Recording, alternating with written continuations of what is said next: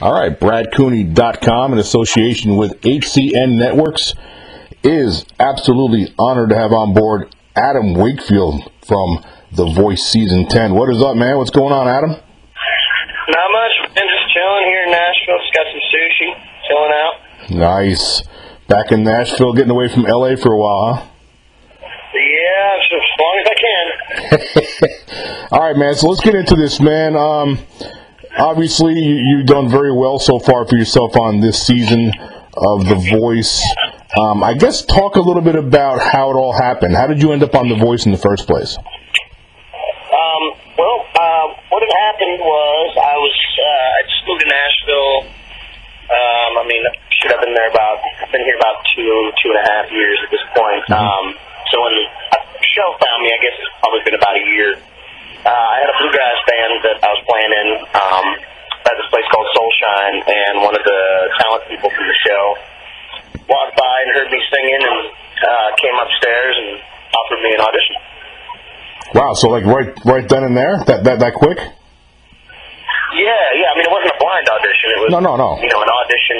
You know, there's so many places where you can get cut before you actually get to TV. So Gotcha. The preliminary thing or whatever. But yeah, he just came in and I was working for a country artist at the time, and I told him, I was like, well, if I'm in town and if it's in Nashville, then I'd love to do it. So it all kind of worked out. Now, who's the country artist you work for? I heard Blake ask you that after your blind audition, but I couldn't really make it out. It was this guy, Chris Cagle. Cool. Yeah. All right, so you sang Tennessee Whiskey for the blind audition. By the way, it has like 1 million, almost like 1,300,000 views already. That's pretty insane. I know. So what about the song? Was that something that you had? I mean, have you sang that song before? Is it one of your favorite songs? What about the song choice? Well, I mean, it was on my list of tunes that I wanted to sing. For me as a country artist, I don't really fall into the typical, Luke Bryan's, Jason Aldean kind of, sound. I'm more of a, I like the old school outlaw stuff and the Chris Stapleton stuff. Mm-hmm. So for me, it was, finding the right songs for me to sing on the show was a little harder. And that was, that one was definitely in like my top 5 of tunes that I, talked to them about singing, and thankfully that was the one I got to do. It's good. It was a perfect tune for me because I come from a kind of a soul R&B background from when I was younger, and then started getting into country music. So for me, it would kind of be it was good for me to show both sides, kind of what I can do vocally. Yeah, when I listen to you sing, I don't just hear country music. I hear like Molly Hatchet kind of country rock, that genre. I grew up listening to the Allman Brothers. Yeah. Greg Allman was my biggest inspiration, and everybody I got into after him was pretty much because of him. Yep, I absolutely can hear that. You mentioned a minute ago about you're playing in a band and been playing in a band and playing music for years. Has that helped you? I'm guessing it must have helped you with the nerve factor, like doing the blinds and the battle audition. Because some of these other musicians, they're not used to singing in front of a lot of people. You've been doing it a long time, huh? Yeah. I mean, it's funny. I get the question a lot of like, what are you thinking when you go out there? And are you more confident when you're singing with this person and that person and everything? And I kind of always say the same thing. It's kind of like, well, the thing is that, when you do it for a living and you do it as much as I've done it since I was, probably 16 years old, you look at it kind of like work, and you want to enjoy work, So for me, it's like, I just want to go out there and have a good time. So I'm not, and that's the key, I think, as a performer, is when you getting yourself to the point that when you sit down at your instrument, out on stage in front of people, it's just about the music. It's not about the nerves. And it's not about who you're singing with or how many people are in the crowd or whether America's gonna vote for you or not. Man, it's just about getting out there and getting into the music. But I think that comes with experience, though, because some of the other contestants that I've seen and I've talked to on this podcast show, are terrified. They were like terrified before the blind audition. And I think when I saw you, I just saw a guy that was just like you said. I just saw this guy just kicking it, man. He's just having a good time up there. It's like second nature. Yeah, I was trying, man. It is nerve-wracking. A little bit. Behind the doors for the blind audition is definitely nerve-wracking. You hear the whole, you hear the crowd out there and everything, and they build it all up so it's all dramatic. You gotta, and part of that's cool. You gotta. I like that they do that because it kind of gives you a little bit of like an adrenaline rush. You know what I mean? Which is good. But sometimes, especially if you're inexperienced, that adrenaline can hurt you when you get out there. Whereas me, I just try and kind of harness it. Yep. You had Adam turn for you like immediately, and of course Blake turned a little bit after that. You know what though? I was not surprised at all that Pharrell and Christina Aguilera didn't turn around. Not because you're not talented. Obviously you're very talented, but it's not their genre. You're the two right guys turned is what I'm trying to say. I think. Yeah. I guess you could say my genre would be white guy music. Yeah. Sort of. Exactly. I was still a lot of Ray Charles and a lot of old school blues and stuff when I was growing up. So, I think now, that's probably more my demographic. But the roots are there for sure. Right. True. All right. So when you did the battle round, you battled Jared Harder, real good singer. You sang "Can't You See"? That's one of my favorite songs, actually. Talk about that performance a little bit. Talk about that battle. It was good, man. It was fun. What was funny about it is that I thought about the battle thing was that we got our, we kind of found out what song we were going to be singing the night before we went in to do rehearsal with Blake and Glenn. So. It was pretty nerve-wracking. We found out what song we got. Me and Jared pretty much just had met each other for the first time for the most part. Because, you hang out with some of the contestants, but me and him just hadn't really crossed paths yet. Right. It's kind of like, hey, how you doing, man? Okay, good. Nice to meet you. Well, we're going to sing the song together. Do you know the song? No? Okay, cool. Well, we've got 4 hours until we all need to be back in our hotel room. So, take 2 hours and learn the song, and then we'll take the other 2 hours to arrange it and everything. And, so it's that process was funny with the battles because it was just so hurried up, and thankfully, both of us are musicians and have experience arranging songs, picking keys and stuff like that. So thankfully, we came up with a really cool arrangement. We're really prepared when we went in for our rehearsal the next day. So I thought most of the contestants, probably couldn't say the same because they just didn't, they didn't have enough time to work on their stuff, and a lot of them don't even play instruments and stuff. So it's like, how are you supposed to, in your hotel room, come up with your arrangement and your key and everything? True. In 24 hours. So that was cool. I thought that was, I was really glad I got, picked that Jared was the guy that I was going with because, he's really experienced, a great guitar player, really good singer. We were just kind of on the same wavelength as far as trying to arrange the song and kind of, put some fun little stuff in there here and there. Yeah, I thought both you guys did great. I thought he did good because that song wasn't really up his wheelhouse. And you did tremendous, and you can tell that song was up your wheelhouse.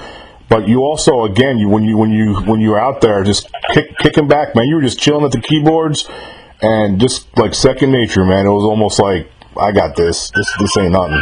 Yeah, it's hard, and when we start playing, I feel like it always takes me a good 5 to 10 seconds to I get out there and you get nervous, and you're sitting down, you're like, oh my god, I'm playing on network television, all this stuff. And, every time I'm in the same weird headspace, and then the minute the band starts playing and the minute I get to play my instrument, it all just kind of goes away. Thank God, and I just thank God that I have that background to fall back on, and that, it comes more effortlessly than probably some of the younger contestants. You know who doesn't get a lot of recognition on that show, and then they should, is the voice band. They kick ass. I know, they're great, man. I always try and tweet those guys, and I always try and mention somebody, and I took a screenshot of a picture where one of the angles where you could actually see the drummer and me in the same shot and everything, and tweeted about it and everything. I try and those are the unsung heroes, man. Those guys, they're so good. Yeah, they're very good, very, very good. All right, so talk about Blake a little bit, your coach. What's it been like working with him, and what's some things he's really showed you that's really benefited you going forward? Well, I mean, he's talk about somebody who is way more well versed in country music than I am. I mean, I'm kind of late to the game as far as country music goes, and I've come at it from kind of the songwriter standpoint, just because up until this show, I kind of resigned myself just to be a songwriter and a working musician, and kind of just try and work in Nashville. So, meeting with him and like having him. I mean, the guy's like a human jukebox. So, yeah. He knows every song, every country song ever. So, like, just the fact that he picked like the song that we came up with for, like he's just like kind of on your team as far as like he knows exactly what kind of stuff I need to be singing to try and kind of brand myself for the show. That's been the biggest thing. Is really just helping me kind of hit the good common ground between the soul music stuff and the country. Good stuff. While you were answering that question right now, I popped over to YouTube real quick, and Tennessee Whiskey's got 1,600,000 views. All right, good. That's insane. You're watching, people. Yeah. Yep. Oh man, it's crazy. What about recognition? People recognize you a little bit more now? Sometimes. I'll be playing in honky tonks downtown, and every once in a while there'll be somebody I'll like hear it from like the side of the like crowd, like the boys, I know that guy. Yeah. It's pretty cool, but not much, man. I mean, I kind of, especially when I'm working downtown and everything, and a lot of it is me backing up other people. So I'm not trying to hone in on their on their light. So I just try and I'll come down. I'll just wear a pair of jeans, a t-shirt, and a baseball cap, and just kind of go up there and do my job. I'm not trying to snag any of the spotlight from the guys I'm working for. So yeah, I get that you're a real humble guy. I picked that up. You keep it real, man. You're humble. And if you win this thing, God bless. I mean, you're gonna have people are gonna recognize you big time after that. Even going forward, if you make the live rounds, you're gonna get recognized even more. But I appreciate the fact you keep it real humble, man. That'll bode well for you going forward. Thanks, dude. I appreciate that. I mean, I've worked for a lot of artists, and I've worked for artists that are really humble and that I respect a lot, and I've worked for artists that aren't. And I mean, just seeing what the musicians have to go through when they're dealing with people that have giant egos, and I'm like, man, I will never be that guy. Good and stuff. for me, I just want to work. It's all about working, and if I can work doing music that I've written that's special to me and that I think makes me stand out from the rest of the artists, that's great. But at this point in my life, man, I just want to make a living. I want to buy a house. Yeah, man, that's fair. Now, you mentioned you're a songwriter too. Have you had any of your songs get picked up by anybody out there in Nashville? No, not really. I've kind of been a little late to the game in the songwriting thing, but I write with some folks that I really like to write with in town, and I mean, I've had some like smaller cuts from people that nobody's really heard of yet, but I've kind of got a cool little. When you move to town and you can sing well or write well and everything, everybody's like, hey, let's get together, right?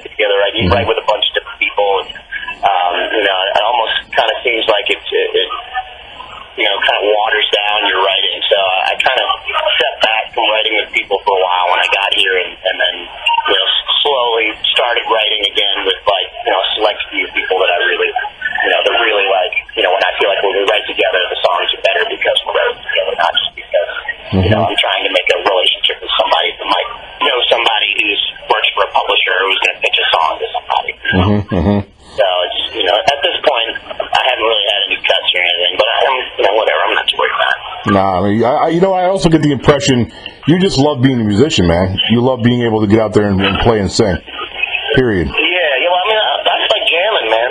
You know? I mean, I love songwriting and all that stuff. I mean, I've had the opportunity to play with some of the best musicians in the world here in town, and you know that. I mean, you know, to this day, that's the best. You know, that's the most fulfilling thing that I've been able to do since you know, ever. So, when did you know? When did you know you had real talent with, you know, not just, you know, keyboards, but vocally, man? You have a great. Your voice is insane. When did you know that? Like, when did that confidence also come behind it? When you knew you could really sing? Well, the singing came late, to be honest with you. I mean, I've been playing, you know, piano since I was probably 4 or 5, and you know, so and I guess when I was younger, I was like kind of the little like child prodigy on piano, and everybody was always like, "I don't play piano," which is cool. But what happens when you know, is that you get older, and then everybody else gets as good or better than you, and then you're not the child prodigy anymore.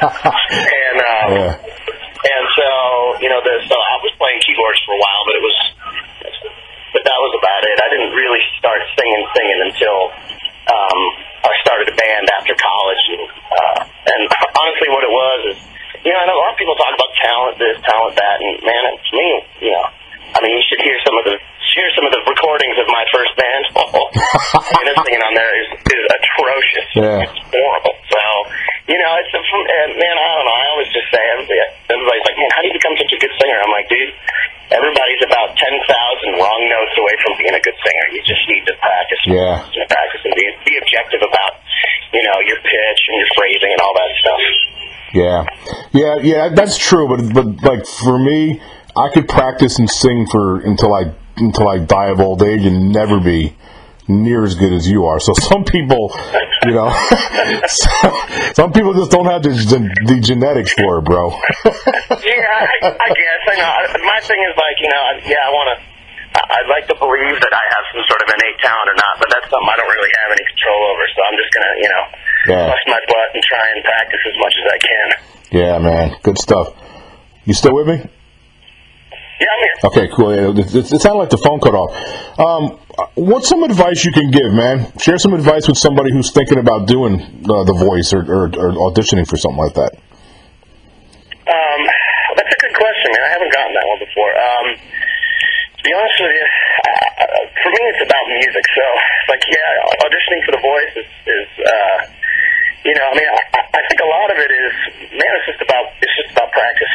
It's about spending your 10,000 hours to get to where you need to get. You know, having a vocal coach is a good start for sure.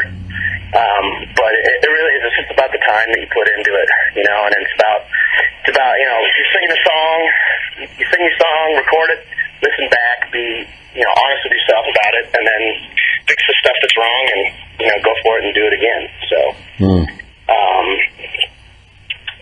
yeah, I mean, I guess that's it. And for me, you know, it's a lot of it is like, you're going to get, you know, the musical fulfillment is the important part, you know, so if being on a TV show is cool and everything, but, you know, the reality of it is that, you know, whether you're famous or not, whether you make a living at it or not, if you're not being, the important part is to be fulfilled musically, you know? Good, man. Great stuff. All right, man. So the knockout rounds are next, man. You ready? You ready for the knockout rounds? Oh yeah, man. I'm psyched. I got a great song, and you know, I think it's going to be a hit. That's what's up, man. Well, look, I appreciate you joining me. Really appreciate it, man. Before I let you go, though, give me some closing thoughts for all the fans out there, and also share your social sites, man. Like where they can follow you on Twitter and Instagram, all that stuff. Oh, right on. Yeah, my Twitter is just Adam Wakefield. I got a website, AdamWakefieldMusic.com. You can go on there and find, you know, like some tracks from my old band are on there. Cool. There's some merch on there, stuff too. And then my Facebook page, I think it's just Adam Wakefield Music. That's what's up, man. Appreciate you joining us. Yeah. I want to get you back on the show down the road a piece, man, to do a follow-up. Cool? Yeah, sure. That'd be great, Brad. All right, Adam. Thanks for joining us, man. Take care, all right?